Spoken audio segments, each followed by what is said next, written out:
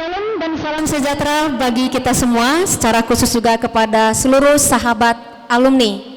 Sahabat alumni yang terkasih, dimanapun berada, saya mewakili dari seluruh alumni di YKPM BPC Medan menyampaikan selamat Paskah bagi kita semuanya. Kasih setia dan penyertaan Tuhan yang senantiasa bersama dengan kita dimanapun kita berada. Ibadah Paskah kita kali ini akan dilakukan secara online. Semoga semua sahabat alumni dapat menikmati persekutuan dengan Tuhan melalui ibadah bersama kita dari rumah kita masing-masing. Dan saya menghimbau kepada kita semuanya untuk mempersiapkan diri secara pribadi, menyediakan Alkitab, dan juga untuk menyediakan persembahan untuk Tuhan di dalam ibadah kita nanti. Terima kasih. Saudari-saudari yang terkasih, mari secara pribadi kita menundukkan kepala di hadapan Tuhan. Kita siapkan diri kita untuk memasuki hadirat-Nya dan arahkanlah dan serahkanlah segenap hati, pikiran dan jiwamu kepada Tuhan. Mintalah supaya Roh Kudus yang memimpin hatimu menanggalkan segala bebanmu dari hal-hal yang mengganggumu dalam ibadah ini. Dan nikmatilah dan masuklah di dalam hadirat-Nya.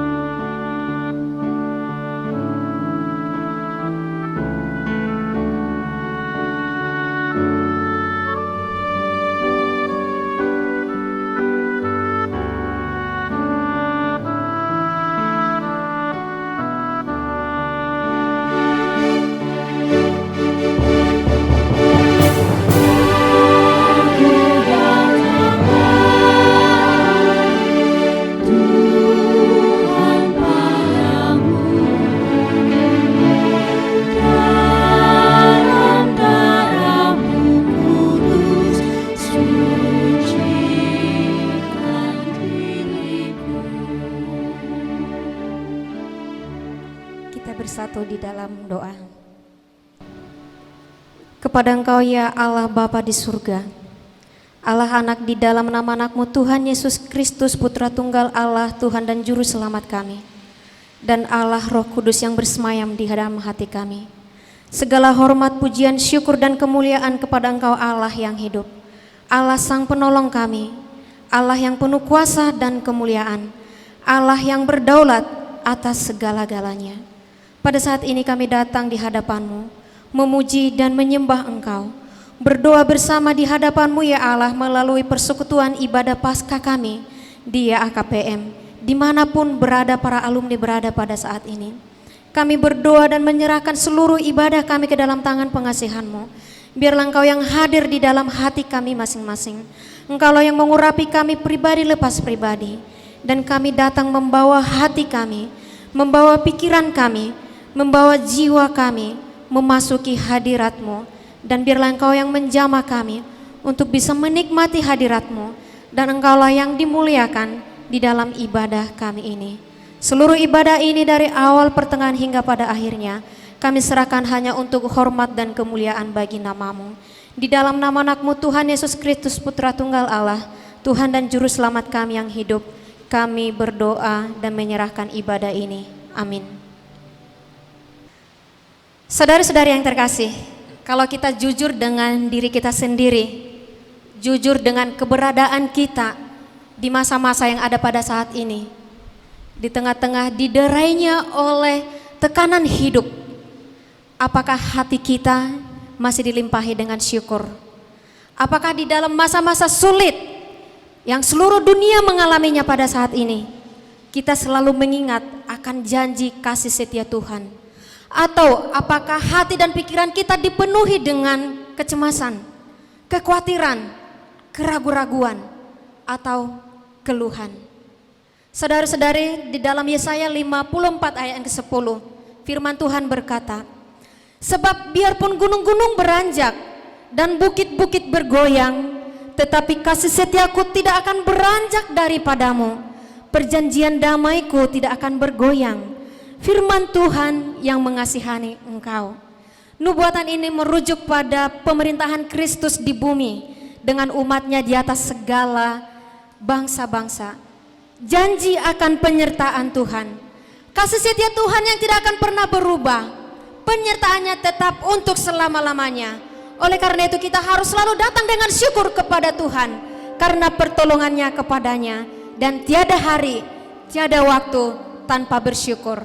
Mari naikkan syukur kepada Tuhan melalui pujian kita. Ku bersyukur padamu, oh Yesusku, karena pertolonganmu kepadaku. Saudara-saudara, sembari menyanyikan lagu ini, mari terus mengingat kasih setianya. Ingat terus hal baik dan semua Tuhan berikan di dalam hidup. Dan dengan segala hati kita bersyukur dan bersukacitalah di dalam Tuhan.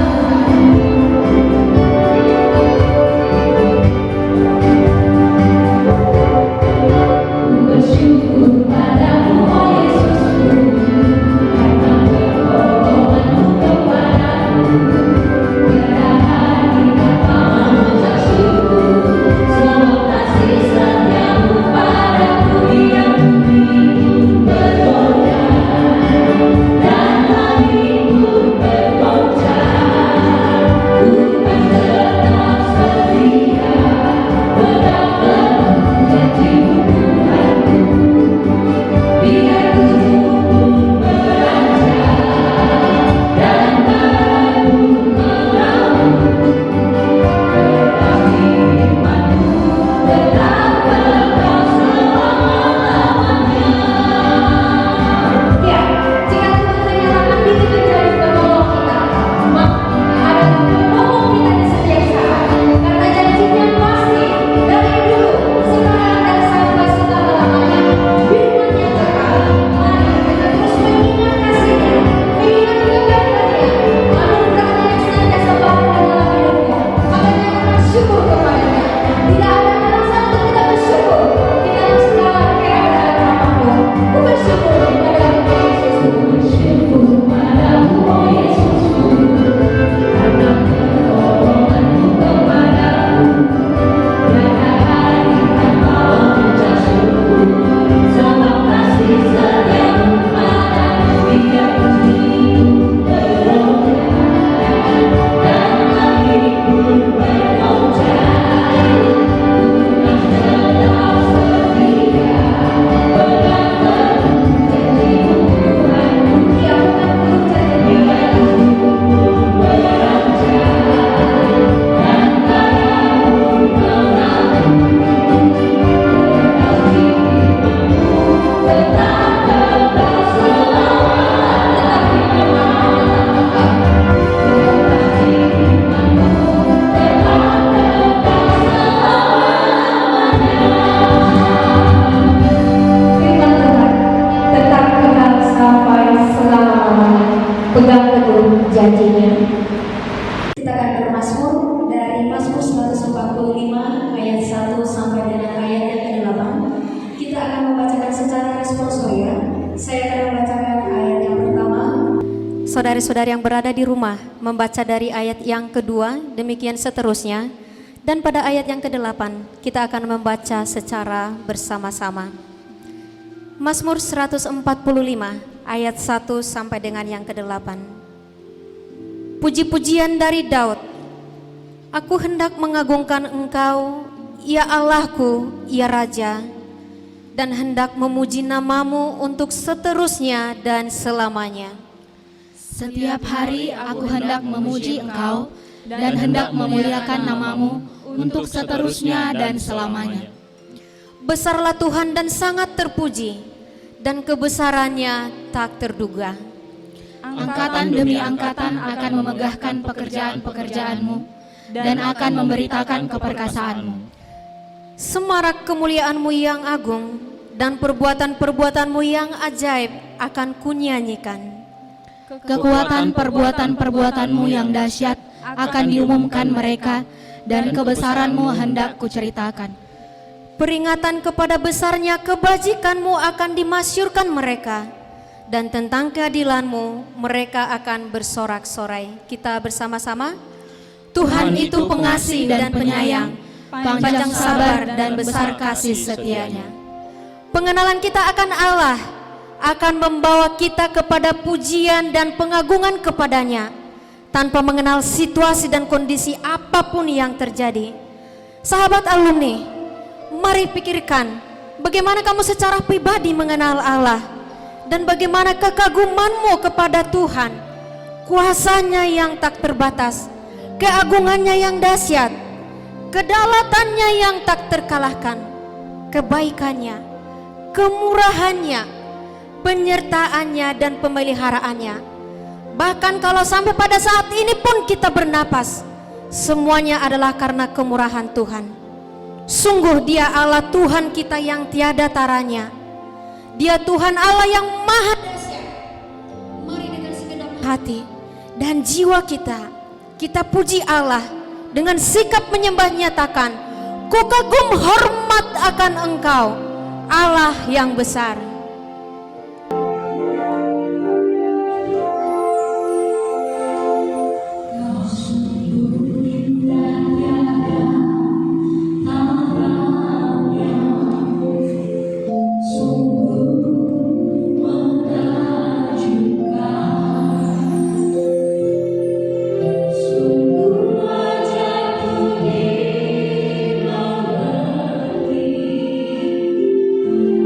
We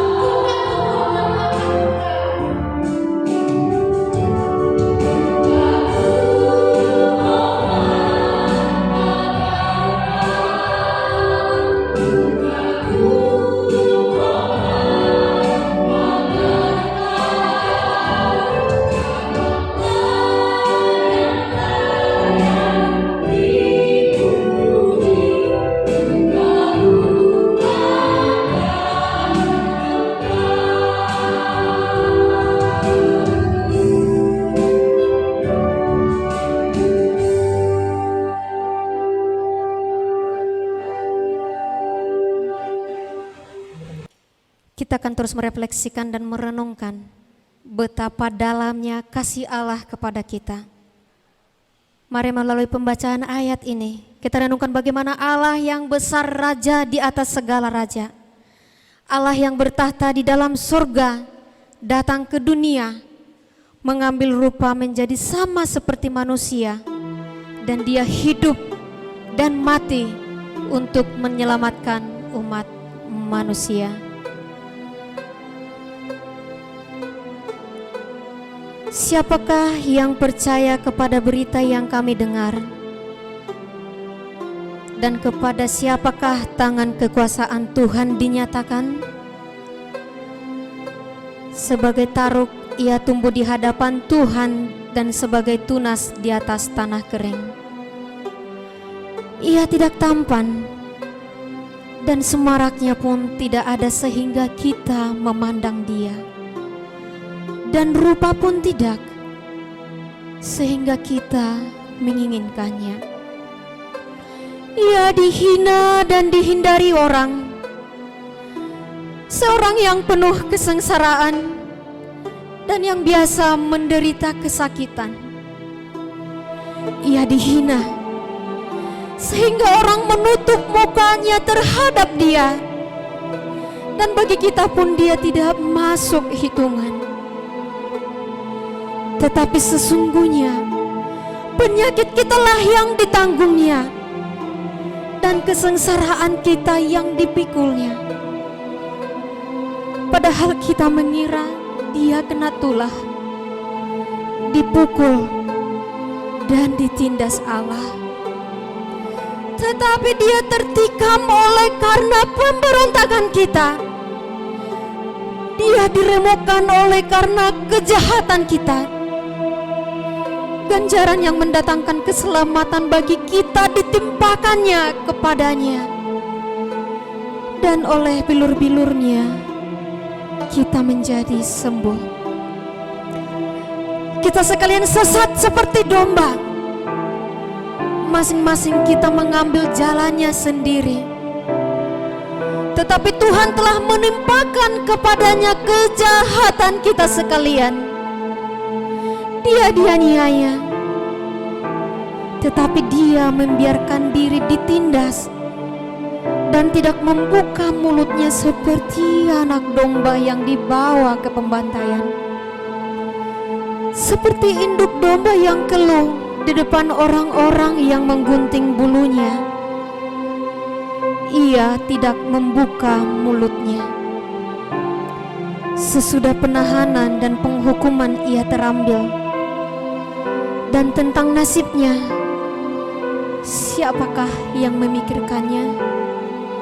Sungguh, ia terputus dari negeri orang-orang hidup, dan karena pemberontakan umatku, ia kena tulah. Orang menempatkan kuburnya di antara orang-orang fasik, dan dalam matinya, ia ada di antara penjahat-penjahat. Sekalipun ia tidak berbuat kekerasan, dan tipu tidak ada di dalam mulutnya, tetapi Tuhan berkehendak meremukkan dia dengan kesakitan. Apabila ia menyerahkan dirinya sebagai korban penebus salah, ia akan melihat keturunannya. Umurnya akan lanjut, dan kehendak Tuhan akan terlaksana olehnya.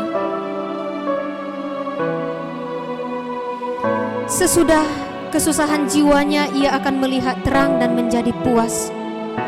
Dan hambaku itu sebagai orang benar akan membenarkan banyak orang oleh hikmatnya, dan kejahatan mereka dia pikul. Sebab itu aku akan membagikan kepadanya orang-orang besar sebagai rampasan, dan ia akan memperoleh orang-orang kuat sebagai jarahan, yaitu sebagai ganti karena ia telah menyerahkan nyawanya ke dalam maut, dan karena ia terhitung di antara pemberontak-pemberontak. Sekalipun ia menanggung banyak dosa orang dan berdoa untuk pemberontak-pemberontak. kepala yang berdarah, tertunduk dan sedih, penuh dengan sengsara dan luka yang pedih. Meski mahkota duri menghina harkatmu, kau patut kukagumi, terima hormatku.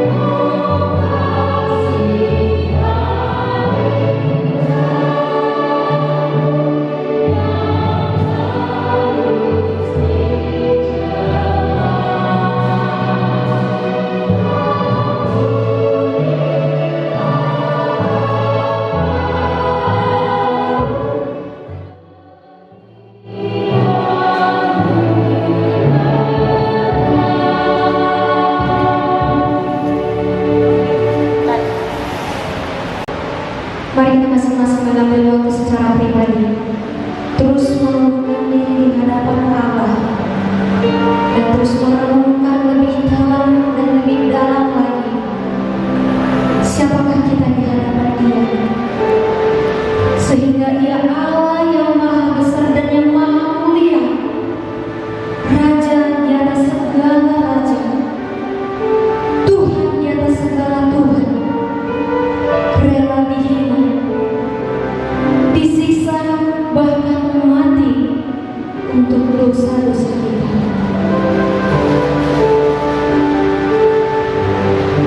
Saudara-saudara, mari terus refleksikan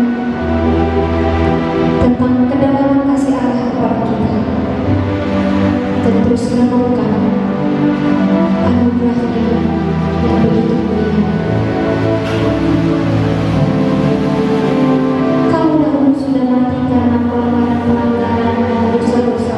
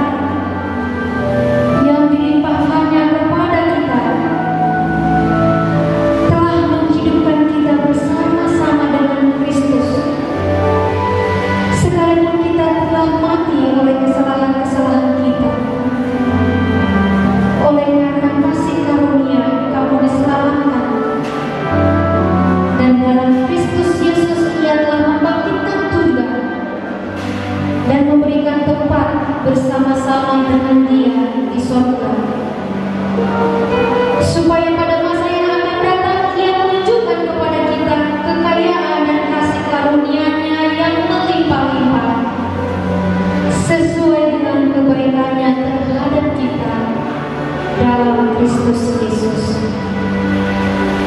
Sebab karena kasih karunia kamu diselamatkan oleh iman. Itu bukan usahamu, tetapi pemberian Allah. Itu bukan hasil pekerjaanmu. Jangan ada orang yang memegahkannya. Ajaib benar anugerah pembaru hidupku. Ku hilang buta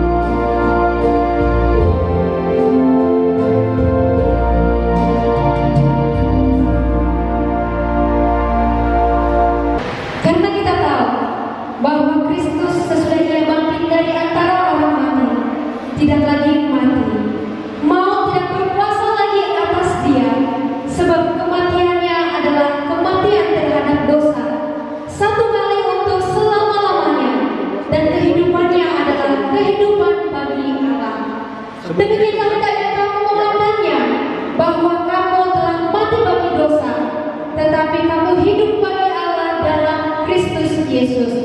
Kristus bangkit soraklah, bumi sorga bergema, berbalasan bersyukur, muliakan Tuhanmu.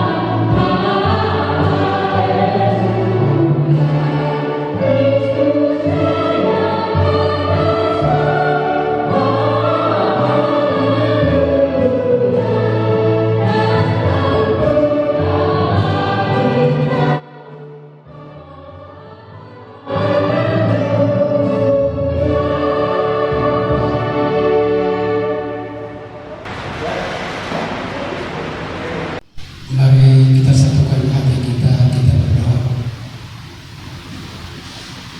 Betapa kami bersyukur kepada Tuhan, sekalipun kondisi yang kami alami pada saat ini, kami boleh merayakan ibadah Paskah pada saat ini. Engkau sudah bangkit mengalahkan maut. Kami juga bangkit bersama-sama dengan Engkau. Oleh sebab itu kami berdoa dalam nama Yesus, biarlah Tuhan Engkau menolong kami pribadi lepas pribadi, menolong kami untuk mengarahkan segenap hidup kami, mendengarkan Engkau menyapa kami melalui kebenaran firman-Mu yang akan disampaikan oleh hamba-Mu. Firman-Mu hidup dan berkuasa, dapat melakukan segala perkara, menjadi kekuatan di dalam kehidupan kami di tengah-tengah pergumulan yang bagaimanapun. Berkati hamba-Mu, dalam nama Yesus kami berdoa. Amin. Haleluya. Kristus sudah bangkit. Haleluya. Kristus sungguh telah bangkit. Bapak, Ibu, dan saudaraku yang saya kasihi di dalam Tuhan Yesus Kristus, selamat bertemu di dalam kasih dan kuasa Kristus yang telah bangkit. Kuasa dan kasih yang tidak dibatasi oleh ruang dan waktu. Dalam kesempatan yang berbahagia ini, ibadah perayaan Paskah Yayasan Alumni Kristen Politeknik Medan, meskipun dalam suasana dan keadaan yang agak menyedihkan oleh karena wabah corona atau COVID-19, maka kita memberi waktu kita, mengarahkan hati dan pikiran kita untuk merenungkan kembali dan menyimak makna kebangkitan Kristus bagi dunia, bagi IAKPM, dan bagi kita pribadi lepas pribadi, dengan tema mencintai hingga terluka. Dan ayat penghantar untuk kita merenungkan tema kita dalam perayaan Paskah pada saat ini terambil dari Yohanes pasalnya yang ke-15, ayatnya yang ke-13 sampai 14. Demikian bunyi firman Tuhan. Tidak ada kasih yang lebih besar daripada kasih seorang yang memberikan nyawanya untuk sahabat-sahabatnya. Kamu adalah sahabatku jikalau kamu berbuat apa yang kuperintahkan kepadamu. Ada ungkapan yang mengatakan, Bapak, Ibu, dan saudaraku, tiada cinta tanpa pengorbanan. Namun tidak semua pengorbanan didasari oleh cinta. Oleh karena ada berbagai motivasi di dalam melakukan pengorbanan. Dan kita juga boleh mengatakan tidak semua pengorbanan yang didasari oleh cinta, didasari oleh cinta yang benar, karena terlalu banyak jenis-jenis daripada cinta. Ada juga ungkapan yang mengatakan tiada kemenangan tanpa perjuangan, dan nilai dan makna suatu kemenangan ditentukan besarnya dan hebatnya perjuangan yang dilakukan. Demikian juga cinta yang sejati, cinta yang kita nyatakan dalam hidup kita ditentukan apa yang kita lakukan dan yang kita korbankan, di dalam cinta yang kita nyatakan. Saudaraku yang saya kasihi dalam Tuhan Yesus berkata, tiada cinta yang lebih besar daripada cinta seorang sahabat yang memberikan nyawanya untuk yang dicintainya. Saudara dan saya adalah sahabatnya, dan Yesus berkata, aku mengorbankan nyawaku karena kamu adalah sahabatku. Itu berarti, saudaraku, Yesus berkata, karena cintaku kepadamu, aku tidak hanya mencintai hingga terluka, tetapi memberikan nyawaku kepadamu karena cintaku kepadamu.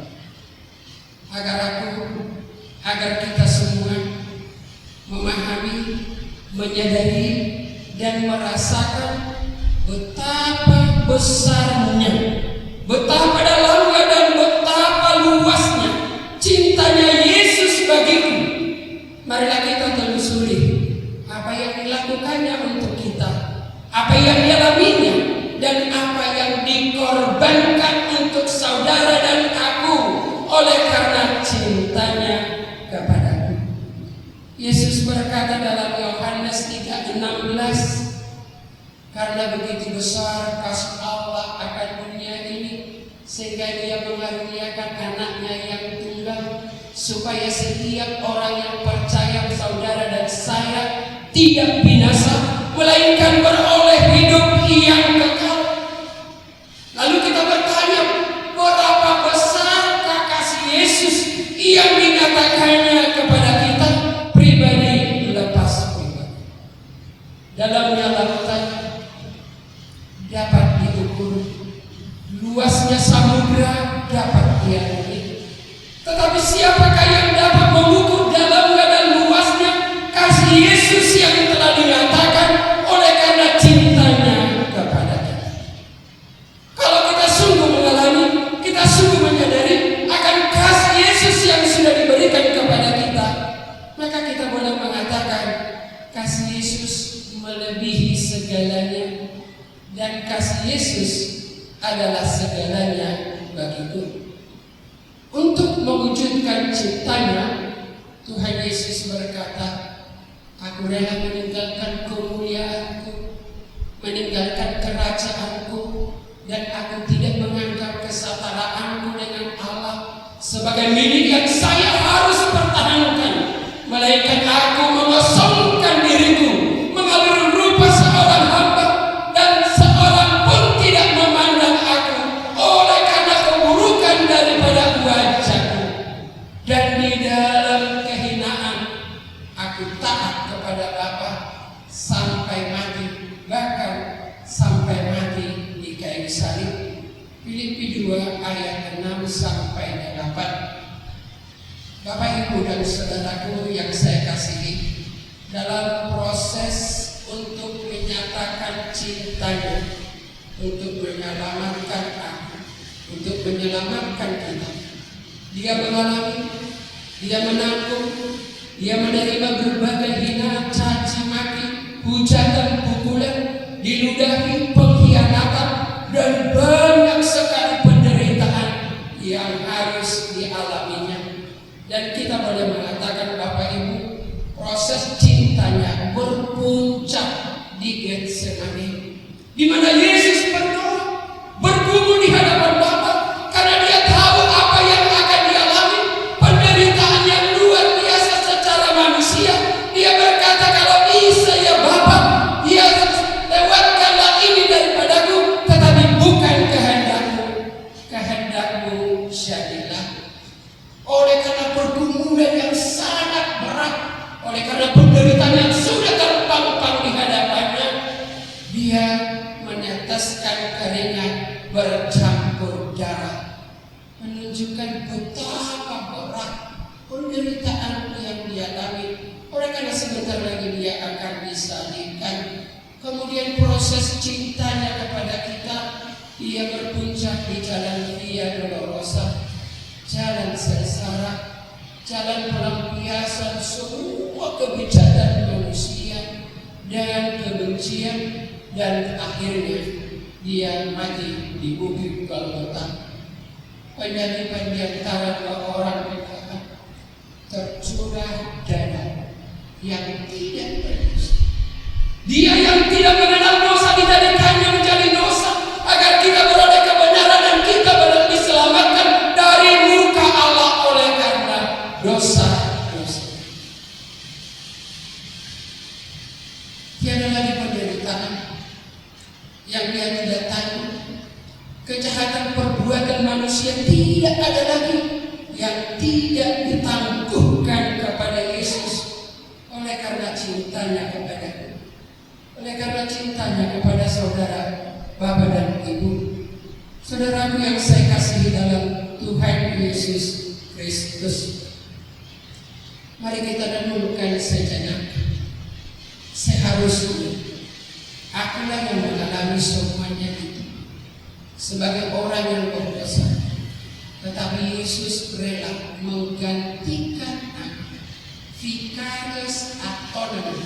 Seharusnya aku yang digantung di sana. Oleh karena kebencanaan dan dosaku, sebenarnya hukuman itu ditimpakan kepadaku, tetapi Yesus rela menggantikan aku, memikulnya dan mengalaminya oleh karena cintanya kepadaku.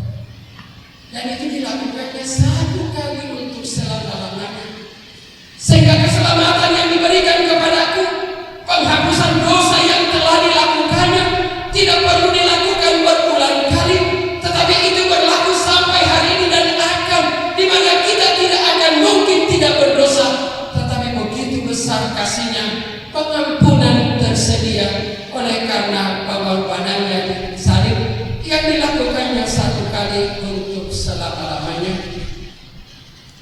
Perlu aku sadari, sebenarnya dari pihak aku, dari pihak kita, dari pihak manusia, tidak ada yang membuat, tidak ada yang menggerakkan hati Yesus untuk melakukan, untuk menanggung semuanya itu. Namun hanya oleh dan hanya karena cintanya kepadaku yang membuat dia rela dan harus mengalami semuanya itu. Itulah cinta yang sejati dan cinta yang benar, cinta yang terbesar, cinta yang tiada duanya, cinta yang menyelamatkan, dan itu yang diberikannya kepada. Sebenarnya cinta inilah yang didambakan semua orang. Amin.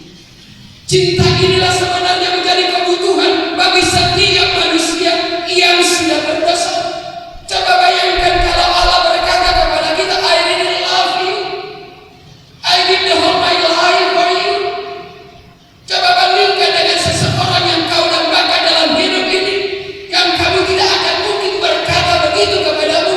Tahu-tahu satu saat dia datang, you know, I really love you.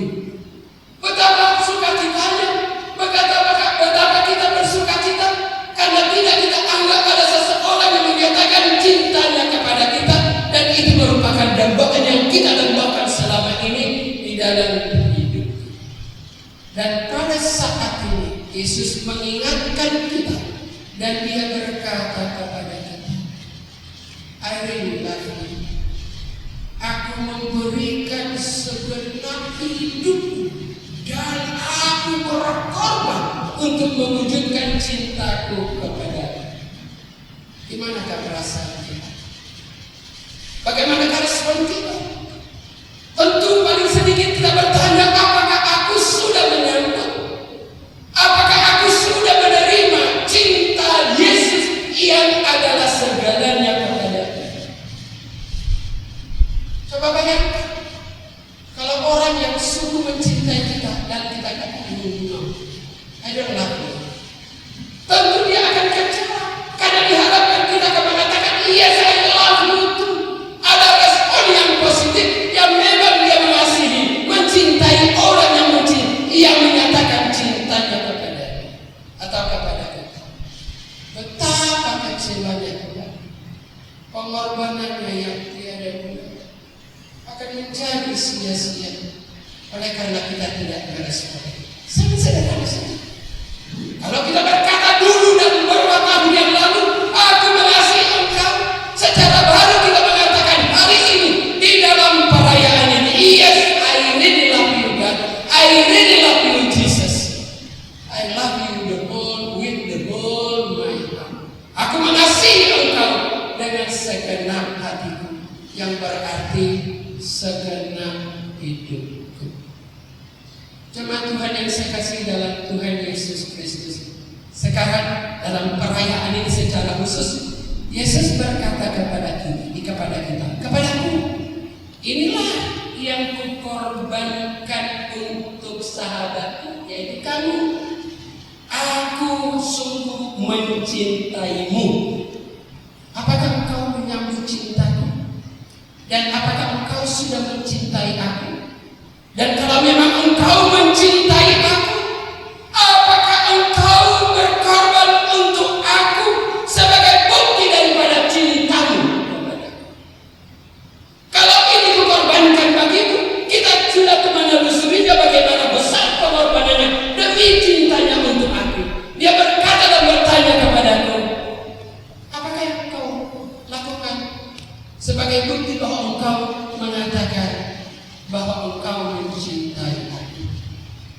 Satu ketika Bapak Ibu dan saudaraku, seorang peziarah ke Yerusalem, dia mau menyadari, dia mau menghayati pengorbanan dan penderitaan Yesus begitu positif sekali.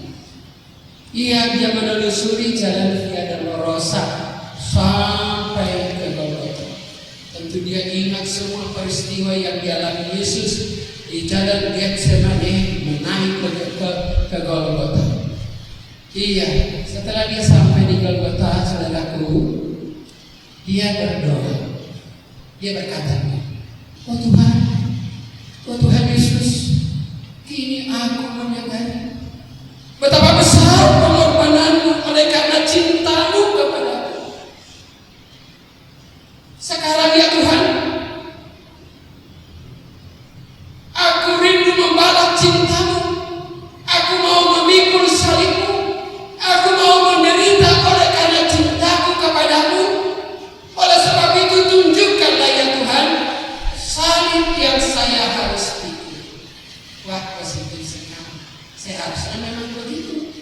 Lalu dalam penglihatan dia melihat salib yang besar.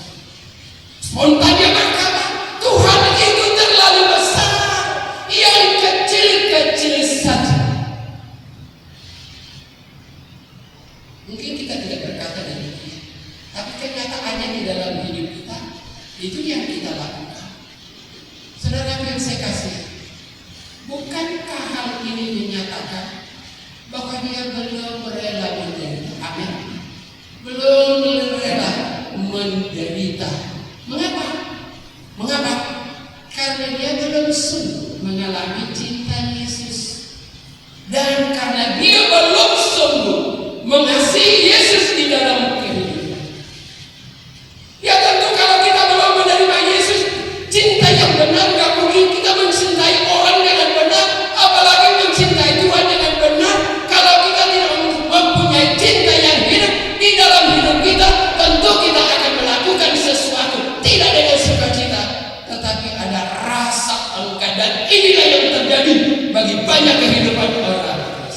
Yesus berkata, aku sudah memiliki kasih Yesus dan aku mencintai Yesus, tetapi dia tidak menghidupi cinta itu sehingga dia tidak rela berkorban. Karena bagi setiap orang percaya, termasuk kita semua yang merayakan Paskah hari ini, yang sudah mengalami cinta Yesus, yang sudah diselamatkan, yang sudah menyatakan cinta kepada Yesus, ada kerelaan untuk memikul salib, ada kerelaan untuk menderita karena melakukan kehendak Tuhan, ada kerelaan menderita oleh karena melakukan kebenaran, melakukan perbuatan-perbuatan yang baik. Filipi 1 ayat 29, Tuhan mengaruniakan kepada kita tidak hanya percaya enak aja, tidak hanya supaya kita percaya dan diselamatkan menikmati anugerah Tuhan yang begitu besar, tetapi kita juga dipanggil untuk menderita bagi Dia yang sudah memberikan teladan bagi kita. Dan itu dinyatakan dalam 1 Petrus 2 ayat 20 sampai 21. Kristus telah menderita bagimu, dan engkau juga dipanggil dan meneladani Dia menderita oleh karena Dia. Bahkan Paulus mengatakan, aku punya tujuan hidup melengkapi penderitaan Yesus yang belum dialaminya dalam hidupku. Waduh, padahal penderitaan Yesus sudah sempurna, tetapi ada satu kerinduan melakukan sesuatu sesuai dengan kehendak Tuhan, kalaupun dia harus menderita. Berbicara tentang penderitaan, siapakah di antara kita yang rela menderita? Siapa di antara kita yang rela menderita? Setiap orang punya sikap boleh menjauhkan segala bentuk penderitaan. Tetapi bagi orang yang percaya, penderitaan itu ada satu panggilan. Karena katakan memikul salib itu sesuatu yang kita punya pengalaman, mengalami konsekuensi oleh karena kita melakukan sesuatu yang sesuai dengan kehendak. Berhenti berdosa sudah menderita secara badani, tapi kita rela menderita secara badani oleh karena mencintai Yesus dan tidak mau menyakiti hati Yesus dalam hidup kita. Apalagi firman Tuhan berkata, berbahagialah orang yang mengalami penderitaan oleh karena melakukan itu.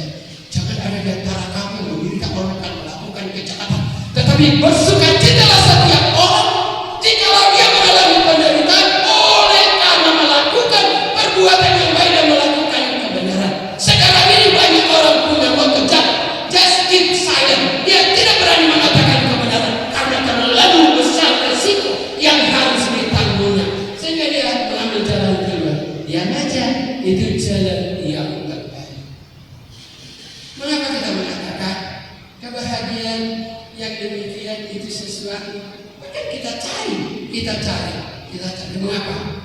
Karena berbahagialah orang yang menderita karena melakukan kebenaran. Siapa mau menderita? Siapa mau berbahagia?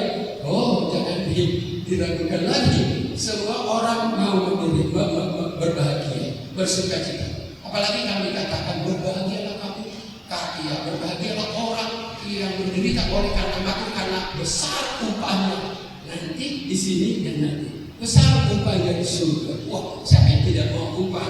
Lalu Tuhan Yesus berkata, pikulah kuk yang kupasang, salib yang kupasang, karena salibku enak dan ringan. Loh, kenapa? Biasanya kita punya pikiran penderitaan itu bikin susah, tetapi ini penderitaan yang satu ini adalah penderitaan yang membawa kebahagiaan, dan dikatakan enak dan ringan karena kita tidak memikul sendirian, karena Tuhan tidak pernah menangguhkan beban di luar kemampuan kita. 1 Korintus 10 ayat 13. Pencobaan-pencobaan yang kamu alami adalah biasa, tidak akan melebihi kekuatanmu. Padahal kita sudah bergumul sampai setengah mati, tapi Tuhan berkata, itu sesuatu yang biasa. Tapi kalau kamu dicobai di luar kemampuanmu, Tuhan akan memberikan jalan keluar sehingga kamu cakap mampu menanggungnya. Iya, penderitaan bukan itu yang kita pikirkan, tapi tentu yang kita butuhkan adalah kekuatan di dalam menghadapinya. Bapak, Ibu, dan Saudara yang saya kasihi dalam Tuhan Yesus Kristus, kini aku, Bapak, Ibu, dan Saudara, iya, kita merayakan, iya, kita melakukan ibadah perayaan Paskah, ya KBM. Saya merayakan, Bapak Ibu merayakan, menikmati wujud cintanya Yesus yang menyelamatkan kita dengan kebangkitannya dari antara orang mati. Kini aku berpesta Paskah, berpesta lewat pesta, dan aku menikmati keselamatan. Lalu kita bertanya kepada diri kita masing-masing, apakah makna kebangkitan Kristus bagi kita? Apakah makna kebangkitan Kristus bagi persekutuan IAKBM? Apakah makna kebangkitan Kristus bagi keluargaku, bagi profesiku, bagi pekerjaanku dan sebagainya, dan di dalam kehidupanku sehari-hari? Mari kita menyimak satu persatu, meskipun ini adalah pokok yang sangat besar, tetapi kita melihat beberapa pokok sehingga kita punya pemahaman akan makna yang kita rayakan pada saat ini. Yang pertama, Bapak, Ibu, dan Saudaraku, Kristus mati, Allah mati, tapi Kristus bangkit, berarti Allah bangkit. Kalau Allah bangkit berarti aku punya Tuhan yang hidup. Amin. Coba bayangkan kalau dia tidak bangkit, berarti kita punya Tuhan yang mati. Bagaimana Tuhan yang mati melakukan sesuatu? Berarti apa yang dilakukannya adalah segalanya sia-sia.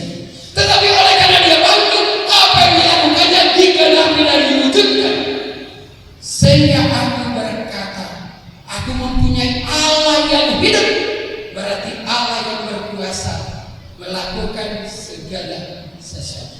Berkuasa melakukan segala perkara. Allahku Maha Kuasa. Coba dengar saja. Kalau kita mengklaim dan meyakini bahwa kita punya Allah yang hidup, apakah artinya yang nyata dalam hidup kita sehari-hari? Aku berkata dengan penuh keyakinan, Allah menyelamatkan aku dengan pasti. Dia menyelamatkan aku dengan cinta yang besar, dan dia sungguh mengasihi aku. Dia sungguh mengasihi aku. Seringkali kita meragukan akan kasih Tuhan karena kita lupa pengorbanan yang dilakukan untuk kita. Kalau kita begitu berkorban, masa mungkin kita lupa akan orang yang kita cintai dan kita sudah berkorban sampai memberikan dunia. Kalau aku punya Allah yang hidup, lalu implikasi praktisnya apa? Pasti kita dapat mengatakan dan harus mengatakan, dia berkuasa atas hidup. Dia arrange everything there. Dia pegang hari depan, masa depan. Iya, sekarang kelihatannya masa depan itu kayaknya sudah. Tapi Yesus yang sudah bangkit, aku punya Allah yang hidup. Dia mengatur segala sesuatu. Many things about tomorrow I don't know. One thing I know, that the hands of God arrange everything well. Amin.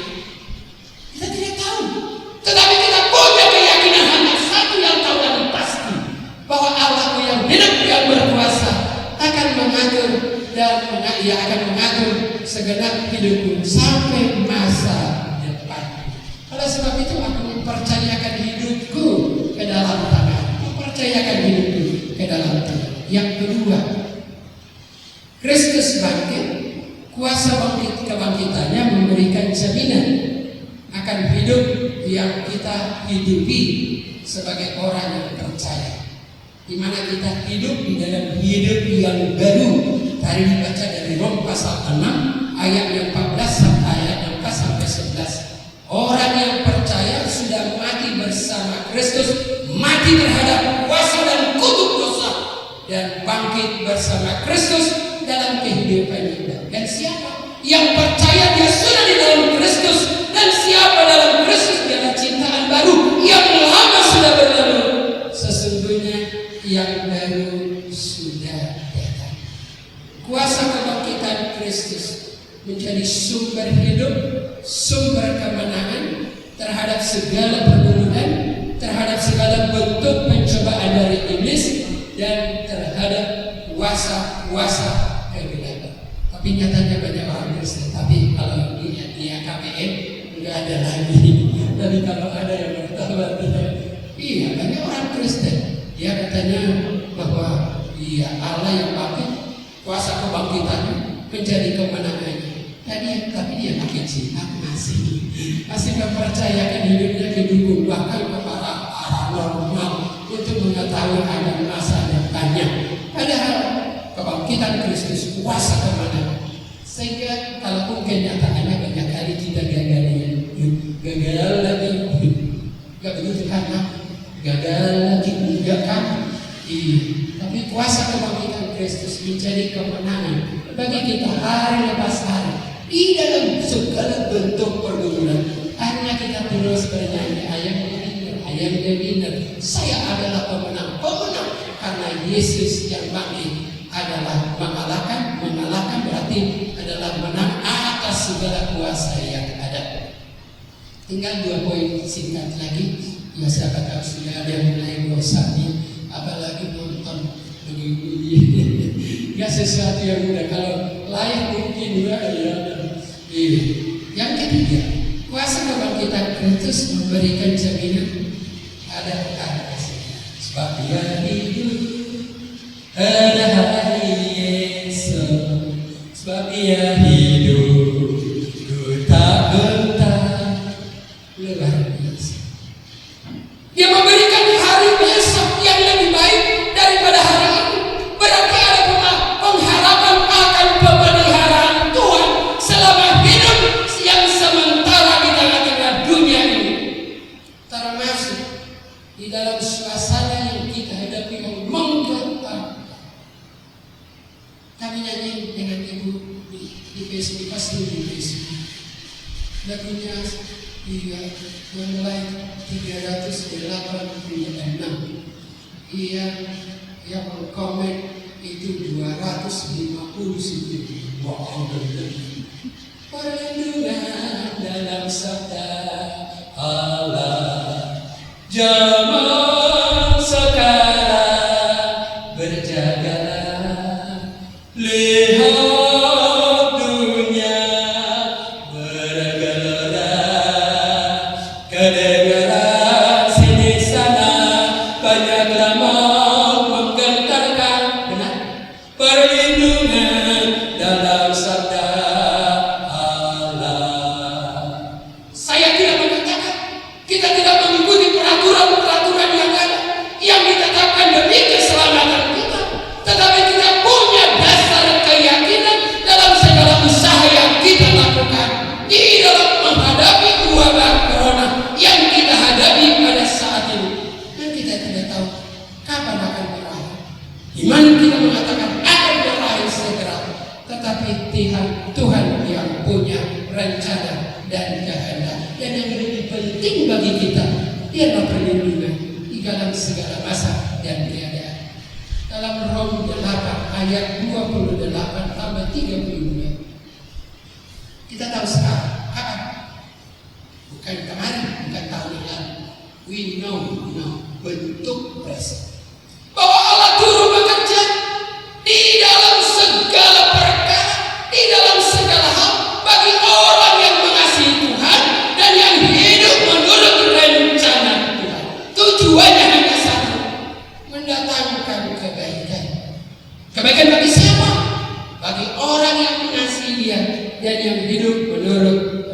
sana Tuhan. Lalu ayat 32 Rom 8 dikatakan, kalau Allah tidak menyayangkan anaknya sendiri tetapi memberikannya, bagaimana mungkin dia tidak mengaruniakan segala sesuatu bersama-sama dengan dia. Keselamatan di sana yang tidak mungkin dilakukan manusia, yang paling berharga yang tidak bisa dilakukan manusia, sudah diberikan Tuhan kepada kita. Apalagi hidup yang sementara di dalam dunia ini, pasti Tuhan pelihara. Jadi ada harapan. Ada harapan. Kalau orang yang berharap, dia punya kekuatan, benar. Tapi coba kalau hopeless, tidak ada harapan. Iya, akhirnya harap-harap cemas. Iya, akhirnya mati dan masih. Coba begitu banyak khawatir, bingung, ketakutan, secara batin. Bukanlah situasi yang dihadapi sekarang, benar. Tapi kalian bisa lihat tiada, enggak. Memang kita waspada. Tapi kita juga boleh berkata, kalau itu kehendak Tuhan begitu, aku sudah bercakap, aku melindungi diriku, aku sudah menuruti peraturan. Tapi toh aku mati oleh kami. Itulah cara Tuhan untukku.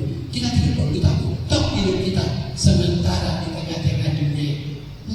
Kelihatannya terlalu abstrak, tapi itu real bagi orang yang sungguh percaya kepada Tuhan. Amin. Amin. Kalau enggak, iya kalau pendeta yang ngomong begitu, justru pendeta yang banyak kena COVID-19 kata, iya benar juga kan begitu.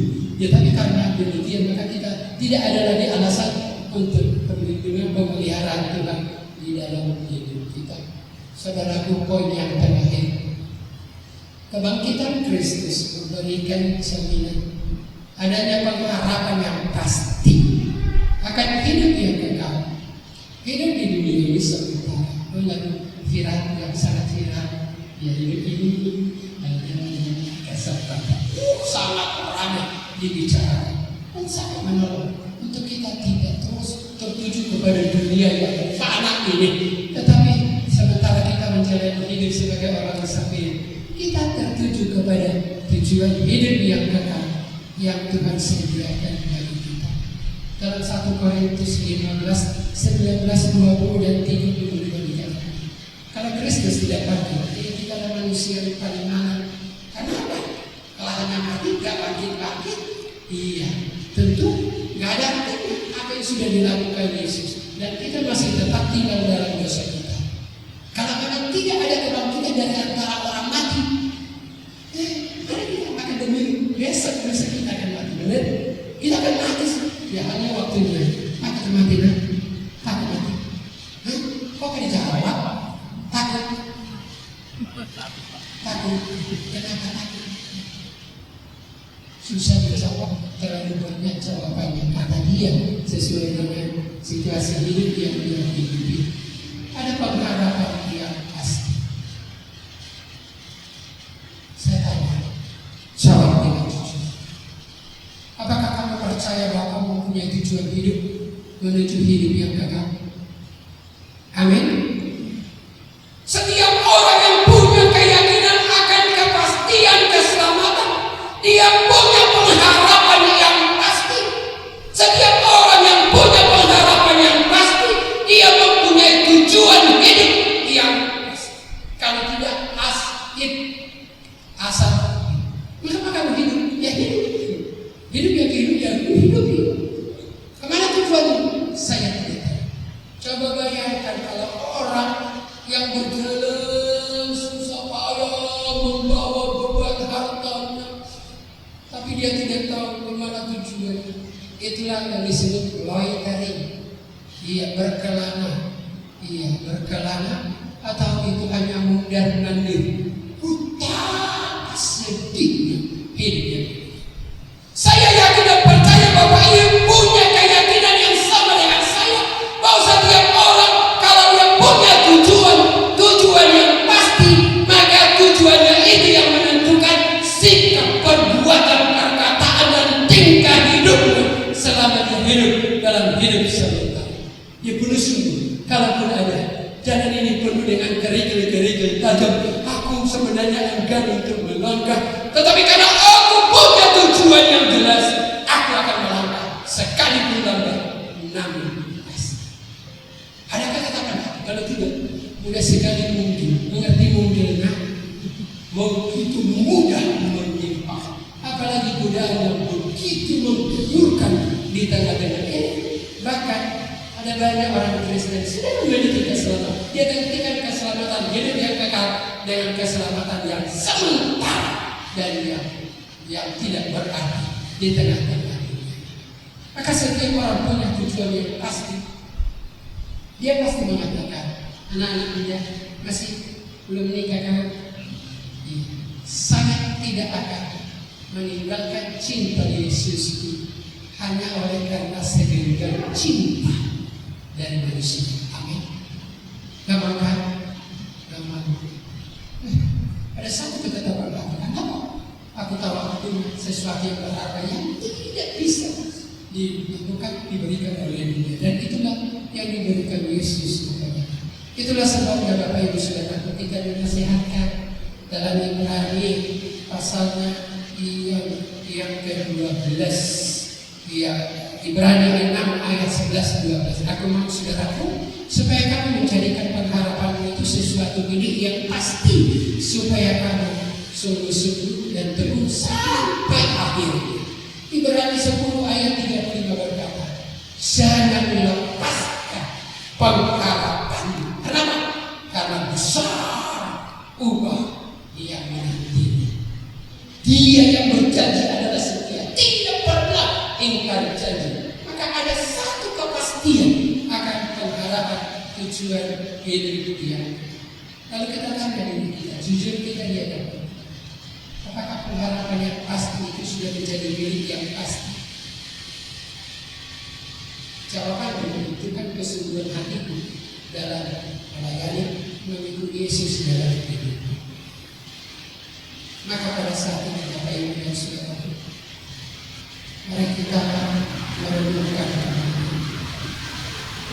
mari kita merenungkan dalam sikap kita bertanya kepada diri kita, dan kita sendiri menjawab dengan jujur di hadapan Tuhan yang berkata, aku sungguh mencintai Engkau. Tidak ada lagi yang tidak kukorbankan oleh karena cintaku kepadamu. Penderitaan bahkan kematian tidak hanya aku mencintai hingga terluka, tetapi aku mencintai Engkau sampai mati di kayu salib. Apakah engkau sudah mempunyai cinta yang sejati itu? Jawab dengan jujur. Dan apakah engkau sudah memiliki kepastian keselamatan? Berarti memiliki tujuan hidup yang pasti. Hidup adalah sementara. Kemana kita melangkah? Kemana akhir hidup kita? Bagaimana perjalanan hidup kita? Ditentukan usaha kita. Kita bertanya Bapak Ibu dan Saudaraku, apakah aku masih menghidupi keyakinan, menghidupi cinta yang sejati, dan menghidupi keselamatan dan pengharapan yang diberikan Kristus kepadaku? Mari kita coba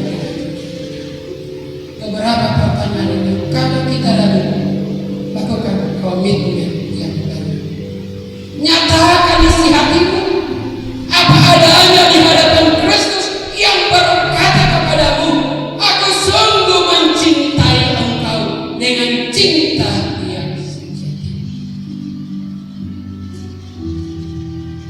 Kristus sudah bangkit.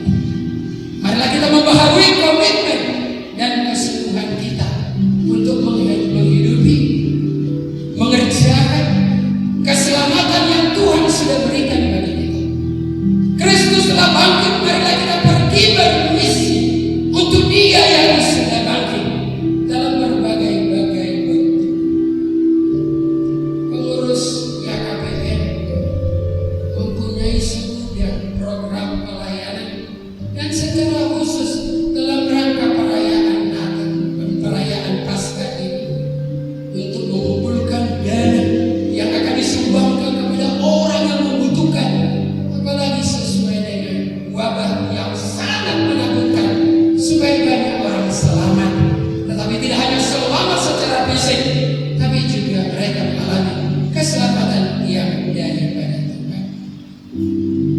Yesus yang sudah mencintai hingga terluka dan bahkan menyerahkan nyawanya mati di kayu salib menyelamatkan aku. Tuhan, aku rela menderita dan oleh karena melakukan kebenaran, oleh karena melakukan perbuatan yang baik. Aku rela dicaci, aku rela meninggalkan dosa, oleh karena aku rindu melakukan kehendak-Mu. Tuhan, itulah tujuan hidupku, dan itu kebahagiaan yang berarti dan yang membawa kebahagiaan bagiku. Tuhan, tolonglah saya untuk melihat kuasa kebangkitan-Mu di tengah pergumulan yang sedang kami hadapi pada saat ini. Itulah seharusnya menjadi keyakinan kita.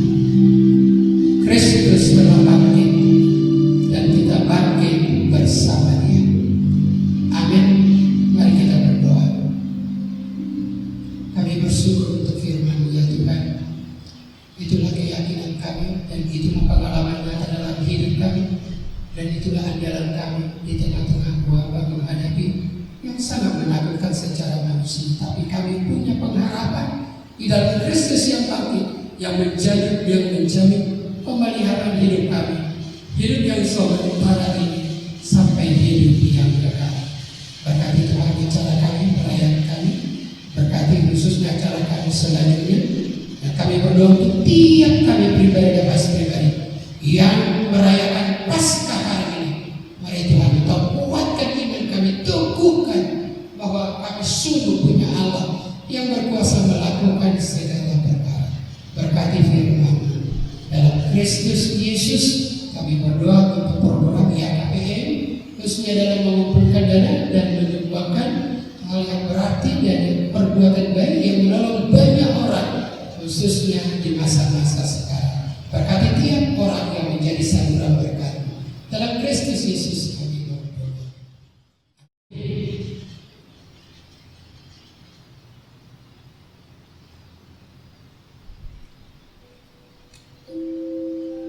Firman yang sudah disampaikan kepada kita untuk meneguhkan kembali iman dan komitmen kita di dalam mengikut Yesus, di dalam Yesus, di dalam kuasa kebangkitannya.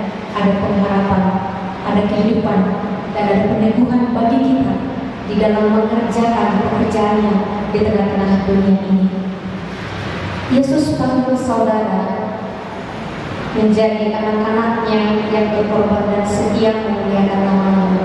Saudara-saudari, ketika memilih lagu ini, saya merenungkan dan mengingat pesan Yesus ketika khotbah di bukit bersama dengan murid-muridnya, berbicara tentang akhir zaman dan masa-masa penghakiman. Ketika anak akan datang kembali ke dunia di dalam kemuliaannya bersama dengan para malaikat-malaikatnya, akan ada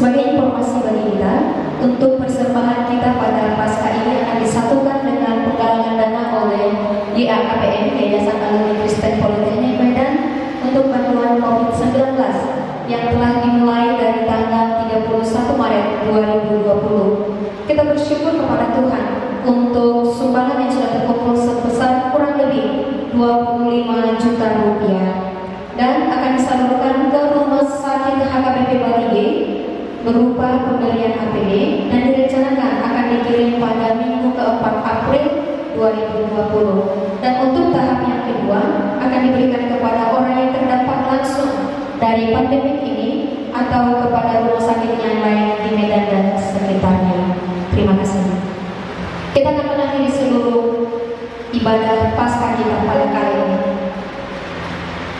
Di dalam kasih, Ia telah menentukan kita dari semula oleh Yesus Kristus untuk menjadi anak-anaknya, sesuai dengan kerelaan kehendak-Nya, supaya terpujilah kasih karunia-Nya yang mulia, yang dikaruniakannya kepada kita di dalam Dia yang dikasihinya.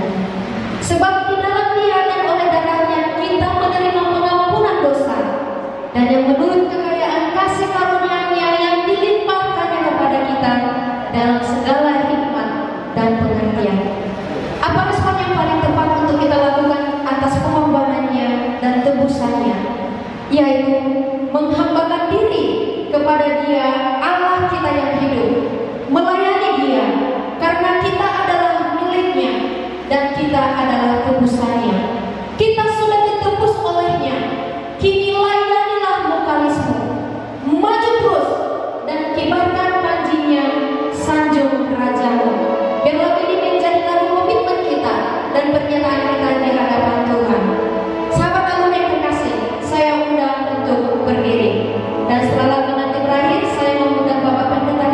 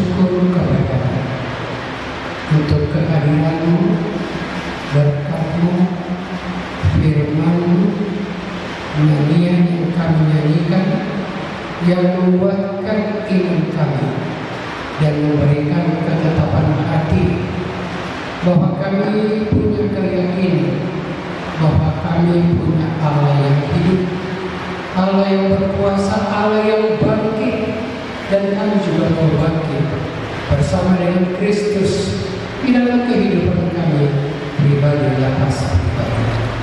Berkati ya Tuhan ibadah kami, berkati apa yang sudah kami dengar. Kami hanya mempertaruhkan segenap hidup kami ke dalam tangan-Mu, karena hidup kami di bawah kuasa pemeliharaan-Mu dalam hidup yang sementara sampai kepada hidup yang kekal.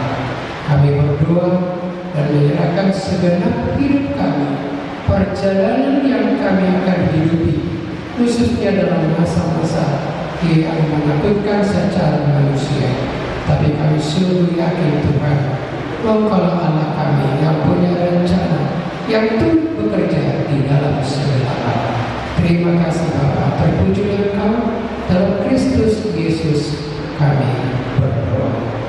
Amin. Karena kita sama-sama mengucapkan doa Bapa kami. Bapa kami yang di surga, dikuduskanlah nama-Mu, datanglah kerajaan-Mu, jadilah kehendak-Mu di bumi seperti di surga. Berikanlah kami pada hari ini makanan kami yang secukupnya, dan ampunlah kami akan kesalahan kami, seperti kami juga mengampuni orang yang bersalah kepada kami. Dan janganlah membawa kami ke dalam pencobaan, tapi lepaskan kami daripada yang jahat, karena Engkau yang punya kerajaan dan kuasa dan kemuliaan sampai selama-lamanya. Jemaat, terimalah berkat Tuhan. Tuhan memberkati engkau dan melindungi engkau. Tuhan menyinari engkau dengan wajah-Nya dan memberi engkau kasih karunia. Tuhan menghadapkan wajah-Nya kepadamu dan memberi engkau damai sejahtera. Amin. Bapa, terima kasih.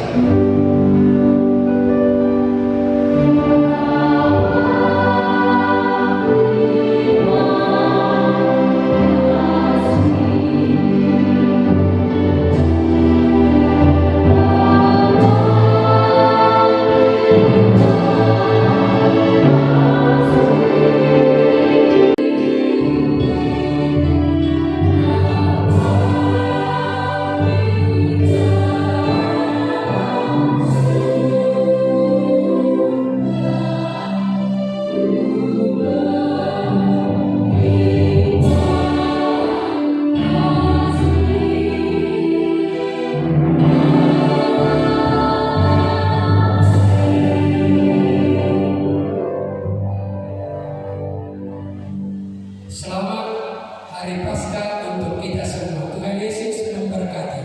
Amin. Sahabat Tuhan yang terkasih, sembari kita akan mendengarkan persembahan pujian ini dan kita bisa mentransfer atau memberikan persembahan kita, dikirimkan ke rekening atas nama YAKPM atau bisa disalurkan melalui OVO atas nama Denny Sirait, Bendahara YAKPM. Terima kasih.